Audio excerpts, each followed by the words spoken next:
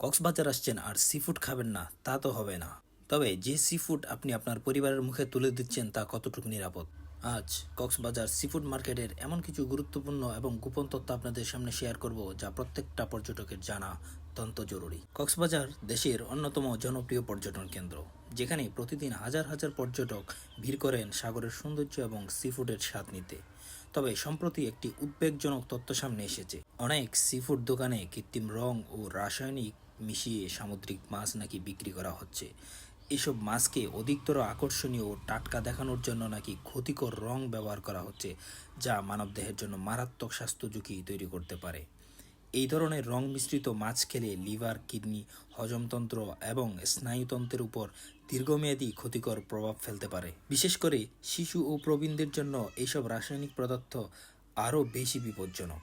পর্যটকদের অসচেতনতা ও সংশ্লিষ্ট কর্তৃপক্ষের নজরদারির অভাবের কারণে এই অনৈতিক কার্যক্রম দিন দিন বেড়েই চলেছে। তাই ভোক্তাদের সচেতন হওয়া এবং স্থানীয় প্রশাসনের পক্ষে থেকে কঠোর ব্যবস্থা গ্রহণ করা এখন সময়ের দাবি। কক্সবাজারের কিছু অসাধু ব্যবসায়ী পচা বা নষ্ট সামুদ্রিক মাছকে তাজা এবং আকর্ষণীয় দেখাতে এইসব ক্ষতিকর রং এবং রাসায়নিক ব্যবহার করে থাকে। আর এসব রং মিশ্রিত সিফুড খেয়ে দূর দূরান্ত থেকে আগত পর্যটকরা ভুগছেন নানা রকম পেটের পীড়ায়। স্থানীয় প্রশাসন এবং ভ্রাম্যমাণ ম্যাজিস্ট্রেট বারবার এদের বিরুদ্ধে বিভিন্ন রকম অভিযান পরিচালনা করলেও পরক্ষণেই তারা তাদের পূর্বের অবস্থানে ফিরে আসেন। তবে এখন প্রশ্ন হচ্ছে, তাহলে কি পর্যটকরা সিফুড খাবে না?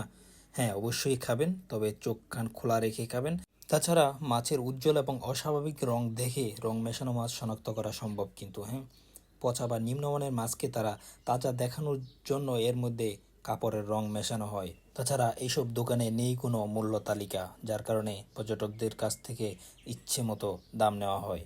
তাই প্রশাসনের প্রতি বিনীত অনুরোধ থাকবে এই বিষয়গুলো যেন জোরালোভাবে দেখা হয়, এবং পর্যটকদের নিকট অনুরোধ থাকবে আপনার সচেতনতাই আপনার সাবধানতা।